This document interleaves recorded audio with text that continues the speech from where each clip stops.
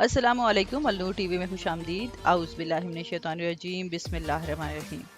اللہ تعالیٰ کی قدرت ملاحظہ کیجئے، کوہ طور مقدس پہاڑ ہے، یہ اگر مقدس نہ ہوتا تو اللہ تعالیٰ قرآن مجید میں اس کی قسم نہ کھاتا۔ حضرت موسیٰ علیہ السلام کو دنیا سے پردہ فرمائے 3200 سال ہو چکے ہیں۔ حضرت موسیٰ علیہ السلام کوہ طور پر اللہ تعالیٰ سے ہم کلام ہوتے تھے۔ صحرائے سینا اور کوہ طور یہ دونوں مصر کے ایشیائی حصے میں ہیں۔ آپ اگر زمین کا نقشہ دیکھیں تو آپ کو ریڈ سی یعنی بحیرہ احمر غلیل کی وی کی طرح دو حصوں میں بہتا ہوا نظر آئے گا۔ غلیل کی یہ وی درمیان میں مثلث بناتی ہے اور یہ مثلث سینا کہلاتی ہے۔ مثلث کی نوک پر مصر کا سیاحتی شہر شرم الشیخ آباد ہے، جبکہ یہ 4 ملکوں سے جا ٹکراتا ہے۔ وہ 4 ملک سعودی عرب، اردن، اسرائیل اور مصر ہیں۔ حضرت موسیٰ علیہ السلام 2 بار ریڈ سی عبور کر کے اس مثلث میں داخل ہوئے۔ آپ پہلی بار اس وقت سینا میں آئے جب آپ فرعون کے لے پالک صاحبزادے تھے۔ آپ کی پرورش محل میں ہوئی تھی۔ آپ فرعون کے وارث بن رہے تھے، لیکن پھر ایک قبطی آپ سے قتل ہو گیا اور آپ سزا سے بچنے کے لیے ریڈ سی عبور کر کے سینا میں پناہ لینے پر مجبور ہو گئے۔ سینا اس وقت فرعون کی سلطنت میں شامل نہیں تھا۔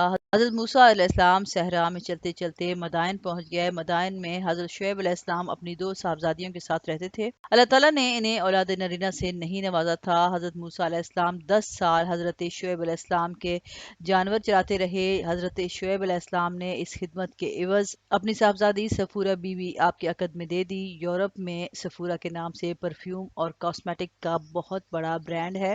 یہ برانڈ یہودی تاجر ڈومنیک مندونو نے حضرت موسیٰ علیہ السلام کی اہلیہ صفورہ بیوی کے نام پر 1969 میں بنایا تھا۔ حضرت موسیٰ علیہ السلام 10 سال بعد اپنی اہلیہ کے ساتھ مدائن سے مصر کی طرف روانہ ہوئے۔ یہ صحرائے سینا میں کوہ طور کے قریب پہنچے تو شدید سردی کی لپیٹ میں آ گئے۔ آپ نے اپنے اہل خانہ کو میدان میں بٹھایا اور خود آگ کی تلاش میں نکل کھڑے ہوئے۔ پہاڑ کی جڑ میں آگ دکھائی دی۔ آپ آگ کی طرف بڑھے، قریب پہنچے تو جھاڑیوں میں آگ دیکھی۔ آپ اور قریب آئے تو آواز سنی، اے موسیٰ علیہ السلام، تم اپنے جوتے اتار دو، تم اپنے رب کے سامنے کھڑے ہو۔ اور پھر یہاں سے نبوت کا سلسلہ شروع ہو گیا۔ حضرت موسیٰ علیہ السلام کو نبوت بھی مل گئی۔ آپ کی درخواست پر اللہ تعالیٰ نے آپ کے بھائی حضرت ہارون علیہ السلام کو نبی بھی بنا دیا اور آپ کی زبان کی لکنت بھی ختم کر دی اور آپ کے عصا کو اژدہا اور ہاتھ کو چمکدار بھی بنا دیا۔ حضرت موسیٰ علیہ السلام اللہ کے حکم پر مصر پہنچے۔ فرعون کو دعوت دی۔ فرعون کے جادوگروں اور ان کے سانپوں کا مقابلہ کیا اور اللہ تعالیٰ نے کافروں کو کالی آندھی اور طاعون سے سمجھانے کی کوشش بھی کی، لیکن ان کے دلوں کے زنگ آلود قفل نہ کھل سکے۔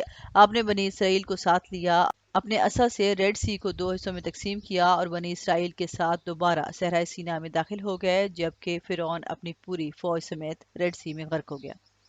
آپ اللہ تعالیٰ کی قدرت ملاحظہ کیجئے۔ حضرت موسیٰ علیہ السلام کو جس جھاڑی میں آگ دکھائی دی تھی، وہ جھاڑی جہاں اللہ تعالیٰ نے پہلی مرتبہ حضرت موسیٰ علیہ السلام کو مخاطب کیا تھا، یہ جھاڑی 3300 سال سے ہری بھری ہے۔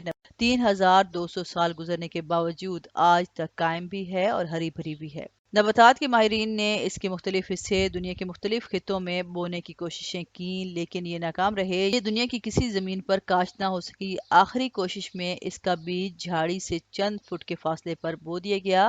بیج سے پودا تو نکلا، لیکن وہ جھاڑی سے بالکل مختلف تھا۔ نباتاتی سائنسدانوں نے اس کے بعد جھاڑی کو معجزہ تسلیم کر لیا اور مزید کوشش ترک کر دی۔ اب تک کے لیے اتنا ہی۔ مزید معلوماتی ویڈیوز کے لیے دیکھتے رہیں النور ٹی وی۔ ویڈیو سے ریلیٹڈ اپنی رائے کا اظہار کمنٹ سیکشن میں ضرور کیجیے گا، اور اس سے پہلے اگر آپ نے ہمارا چینل سبسکرائب نہیں کیا تو النور ٹی وی کو سبسکرائب کریں اور ساتھ میں لگے گھنٹی کے بٹن کو ضرور دبائیں۔ شکریہ۔